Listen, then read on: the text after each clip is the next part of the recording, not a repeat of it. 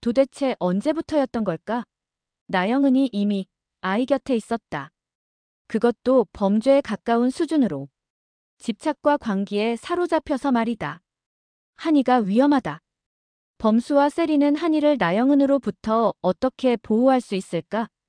오늘 이야기가 궁금하시다면 지금 바로 구독과 좋아요 함께 해주세요. 오범수는 그날도 평소처럼 서둘러 한이를 베이비시터에게 맡기고 학교로 향했다. 학회 발표 준비로 바쁜 일정이 이어지고 있었지만 다행히 믿을 수 있는 베이비시터가 곁에 있다는 사실이 위안이었다. 그러나 그가 알지 못했던 진실 하나. 그 믿음의 이면에서 나영은은 한이와의 금지된 만남을 이어가고 있었다. 나영은은 베이비시터를 처음부터 노린 건 아니었다. 단지 아이가 있는 장소 근처라도 가보고 싶었다. 그날도 그녀는 술도가에서 조금 떨어진 공원 근처에 조용히 서 있었다. 오랫동안 한이를 돌봐주던 베이비시터를 대신해 얼마 전부터 새로운 베이비시터였다. 예전 시터처럼 깐깐해 보이지 않았다. 유모차를 끌고 산책 중이던 베이비시터와 마주쳤다.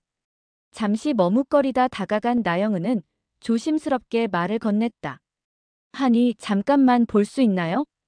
베이비시터는 난처한 표정을 지었지만 나영은의 얼굴에서 깊은 애절함을 읽었다. 오범수 교수에 대해서도 세리에 대해서도 알고 있었고 누가 봐도 하니 엄마라고 믿을 수밖에 없었다. 모성애라는 말로도 설명할 수 없는 처연한 간절함이었다. 딱 5분만 요우리 하니 얼굴만 볼 수 있게 해주세요. 제발요. 이 은혜 잊지 않을게요. 살해도 충분히 하겠습니다.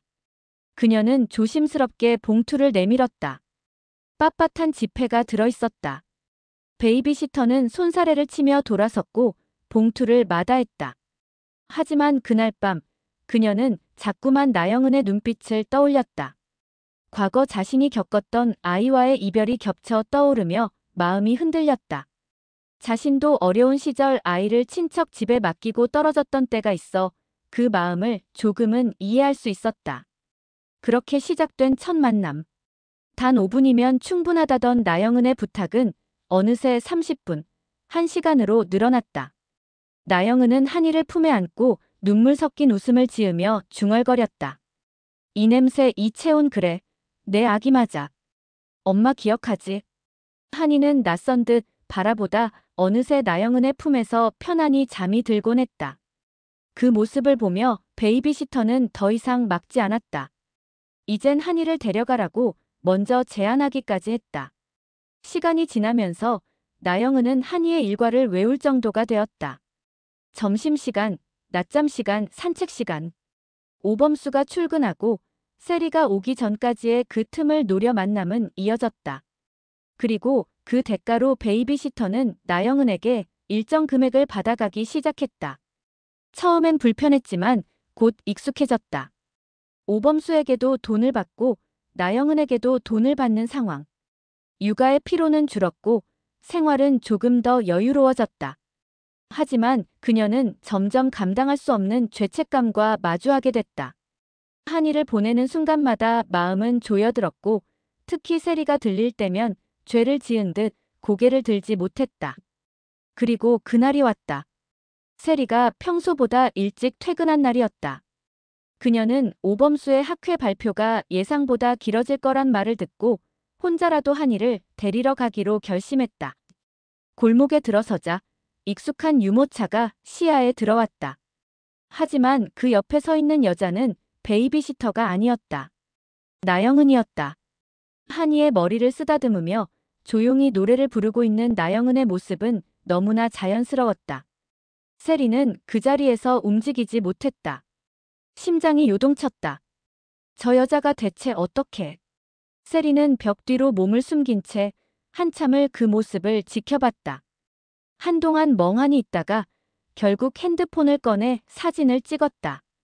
그리고 바로 오범수에게 전화를 걸었다. 교수님, 지금 한이가 나영은 씨와 함께 있어요. 제가 직접 봤어요. 오범수는 말이 없었다. 숨이 막히는 듯 침묵만 흐르다. 갑자기 차가운 목소리로 되물었다. 지금 어디야? 세리는 정확한 위치를 알려주었고 오범수는 전화를 끊자마자 차를 몰고 달렸다. 그 시각 나영은은 한이의 손을 꼭 잡고 말했다. 조금만 더 있다 가자. 엄마랑 오늘 수목원도 다녀와서 너무 좋았지? 다음엔 더 멀리 가자, 우리 딸. 그녀는 이미 마음속으로 한이를 데려갈 계획을 세우고 있었다. 한참 뒤 베이비시터의 집 앞에 도착한 오범수는 굳은 얼굴로 현관문을 열었다. 안에는 베이비시터가 앉아 있었고 오한이는 없었다. 한이는 어디 있습니까? 베이비시터는 순간 말을 잇지 못하고 얼굴이 하얗게 질렸다. 그게 산책 중인데 곧 올 거예요. 누구랑요? 오범수의 눈빛이 날카롭게 변했다. 설마 나영은이랑? 베이비시터는 그제야 고개를 떨구었다. 죄송해요. 죄송해요. 애 엄마가 하도 부탁을 해서요. 처음엔 그냥 얼굴만 보는 줄 알았어요. 그 순간 오범수의 마음은 무너졌다. 믿었던 사람이 아이를 팔고 있었다. 이때 나영은이 한이를 안고 시터 집 안으로 들어섰다. 잠시 후 문이 닫히고 그 뒤를 따라 들어온 세리와 집 안의 범수를 보고 놀란다. 순간적으로 놀란 나영은은 동작을 멈추었고 입술이 굳어졌다. 그러나 그 놀람도 잠시, 그녀는 다시 고개를 들며 내가 친엄마인데 왜 눈치를 봐야 하지? 하는 표정을 지어 보였다. 오범수의 시선은 싸늘했고 침묵 속에 묘한 긴장감이 흘렀다. 범수는 나영은에게서 한이를 데려와 안았다. 이게 무슨 상황이죠, 이모님? 오범수의 목소리는 낮고 무거웠다. 아무도 대답하지 않았다. 나영은은 조심스레 입을 열었다. 한이가 오늘 좀 힘들어 보이길래 산책시켜주고 싶었어. 오랜만에 아이랑 시간도 좀 보내고 싶었고. 이모님 지금 이 상황 본인 입으로 설명해 보시죠. 오범수는 시터를 향해 고개를 돌렸다. 시터는 당황한 듯 입술을 달싹이며 말했다. 처음엔요.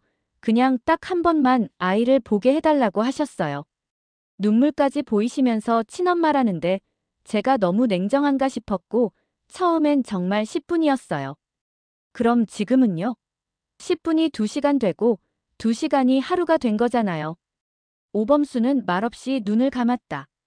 그리고 나영은에게 천천히 시선을 돌렸다. 나영은은 입술을 깨물었다. 한이가 날 알아봐. 그 눈으로 날 바라봤어. 엄마로 날 기억하고 있어. 그건 내 착각이야. 오범수는 단호했다. 한이가 너에게 웃었다고 해서 이 아이가 널 원한다는 증거가 되진 않아. 그리고 그 웃음 하나를 핑계로 이렇게 선을 넘을 자격도 없고. 그 순간 세리가 한이의 상태가 심상치 않음을 감지했다. 한이의 볼이 유난히 붉다는 걸 알아차렸다. 한이야? 세리는 달려가듯 아이에게 다가가 이마에 손을 얹었다. 열이 있잖아. 어쩐지 기운이 없어 보였어. 그녀는 다시 오범수를 바라보며 말했다. 지금 바로 병원 가야 할 것 같아요. 얼굴도 창백하고. 한이는 세리 품에 안긴 채 축 늘어진 몸을 살짝 움찔렸고 입술은 미세하게 떨리고 있었다. 나영은은 그 모습을 바라보다가 조심스럽게 다가가려 했지만 세리가 단호히 몸을 돌렸다. 그만하세요. 지금은 병원이 먼저예요. 한이의 몸 상태가 좋지 않아요. 세리의 말은 단호했지만 감정이 앞선 분노가 아니라 보호자로서의 책임감에서 비롯된 말이었다. 오범수는 다시 나영은을 바라봤다. 이제 더는 봐줄 수 없어. 오늘부로 접근 금지 신청할 거야. 당신은 경고를 넘었어. 나영은은 멍한 표정으로 그 자리에 서 있었다. 오, 너무하잖아요. 한이는 내 딸이야. 나도 보고 싶어서 그런 거라고. 한 번만, 단 한 번만 안아보고 싶었던 건데. 오범수는 냉소적인 웃음을 흘렸다. 너는 우리를 다 속였고 시터 이모님까지 매수했어. 이건 범죄라고. 나영은은 더 이상 할 말을 잃었다. 그녀는 한이를 한 번 더 바라보다 세리의 품 안에 편안하게 안겨 눈을 감은 아이를 보며 고개를 숙였다. 그 표정은 억울함과 절망, 그리고 외면당한 상처가 뒤엉킨 복잡한 감정이었다. 세리는 오범수를 바라보며 조심스럽게 물었다. 병원은 제가 데리고 갈게요. 교수님은? 경찰서나 변호사분 먼저 찾아가셔야 하지 않을까요? 오범수는 세리에게 짧게 고개를 끄덕였다. 저 애송이에게 한이를 맡길 수 없어. 엄마가 여기 있잖아. 넌 한이가 아픈지도 모르고 내 욕심 채우자고 데리고 다녔어. 자격이 없다고. 나영은은 마지막까지 그 자리를 떠나지 못했다. 문이 닫히는 순간까지 아이의 모습을 바라보며 조용히 눈물을 흘렸다. 그날 저녁 오범수는 변호사 사무실에 있었다. 그는 조용한 목소리로 말했다. 아이에 대한 접근 금지 명령, 가능한 가장 강력하게 해주세요. 이번엔 확실히 막아야 합니다. 다음엔 더 위험한 일이 벌어질 수도 있어요. 그리고 몇 시간 후 나영은은 집으로 돌아오는 길에 한 통의 문자를 받았다. 접근 금지 명령 통지 오한이에 대한 100m 이내 접근 금지 명령이 발효되었습니다. 위반 시 법적 조치가 취해집니다. 그녀는 문자를 보며 핸드폰을 놓칠 뻔했다. 벽에 기댄 채 두 눈을 질끈 감고 속삭였다. 이젠 정말 못 보는 거야? 그러나 그 순간 그녀의 핸드백 속에서는 또 다른 무언가가 반짝이고 있었다. 바로 시터가 건넸던 오한이의 물티슈와 인형 하나. 그 물건을 쥔 채 나영은의 눈동자는 다시 차가워졌다. 못 보게 하겠다고? 날 이대로 놔줄 거라고 생각해? 그녀의 입꼬리가 천천히 올라갔다. 그리고 다음 날 아침, 세리는 아이의 체온을 다시 확인하고 있었다. 한이가 갑자기 열이 오르기 시작했던 날, 진료실에서 의사는 기관지염 초기 증상이라며 며칠 동안 열이 날 수 있다고 했다. 그 말을 들은 순간 세리는 한이를 단 한순간도 눈에서 떼지 않겠다고 다짐했었다. 다행히 오늘 한이는 미소를 보이기 시작했다. 세리는 조용히 부엌으로 가 부엌 찬장에서 부엌칼을 꺼내 주먹밥을 만들기 시작했다. 한이야, 조금만 더 먹어보자. 이건 언니가 만든 거야. 주먹밥을 먹는 한이 모습에 세리의 눈빛엔 애정이 가득했다. 한이가 작게 킁킁 웃자 세리는 젖은 손으로 턱바지를 벗기고 조심스레 입가에 남은 음식물을 닦아주었다. 그 모습을 문간에 서서 지켜보던 오천수는 한참을 말없이 바라보았다. 무언가 가슴 한쪽이 조용히 흔들리는 느낌이었다. 세리가 자장가를 흥얼거리며 한이의 이불을 덮어주자 오천수는 조용히 뒤로 물러나려 했지만 그때 세리가 뒤를 돌아보았다. 언제부터 계셨어요? 조금 놀란 눈빛의 세리에게 오천수는 부드럽게 미소 지었다. 냄새가 좋아서 들어와 봤어요. 한이는 좀 어때요? 네, 이제 많이 나아졌어요. 다행이요. 잠시의 침묵. 그리고 그 침묵을 깨는 오천수의 조용한 고백. 사실 범수한테 세리 씨랑 다시 생각해보라고 말했었어요. 괜히 그랬나 봐요. 세리는 놀라 고개를 들었지만 아무 말도 하지 않았다. 한이에게도 범수에게도 세리 씨만한 사람은 없을 것 같아요. 진심으로요. 세리 씨는 이 집안에 꼭 있어야 할 사람 같아요. 오천수의 목소리는 낮고 진심이 실려 있었다. 세리는 조용히 고개를 끄덕였다. 그의 말에 가슴 어딘가가 따뜻해졌다. 마치 오랫동안 기다려온 이해와 인정을 마침내 받은 느낌이었다. 그 순간만큼은 누구보다도 가족이라는 말이 어울리는 사람들이었다.